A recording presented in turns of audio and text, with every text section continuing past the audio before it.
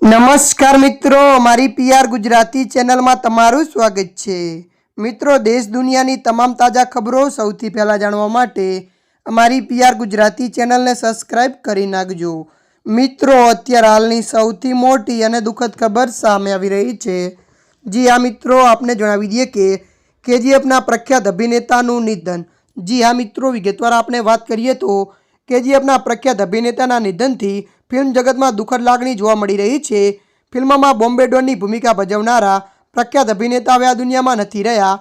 લોકપ્રિય કન્નડ અભિનેતા દિનેશ મેંગલુરનું સોમવારે 55 વર્ષની વયે અવસાન થયું હતું। મળતી માહિતી અનુસાર આપને વધુ જણાવી દઈએ કે દિનેશ મેંગલુરના રહેવાસી હતા અને લાંબા સમયથી બીમાર હતા।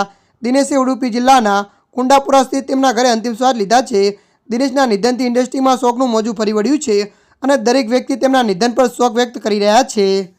ત્યારે મિત્રો, અત્યારની આ મોટી દુઃખદ ખબર મળી રહી છે। ત્યારે મિત્રો, હાલ માટે આટલું। મળીશું નવી અપડેટ સાથે। જો તમને અમારો વિડીયો પસંદ આવે, લાઇક, શેર અને સબસ્ક્રાઈબ કરી નાખજો। ધન્યવાદ।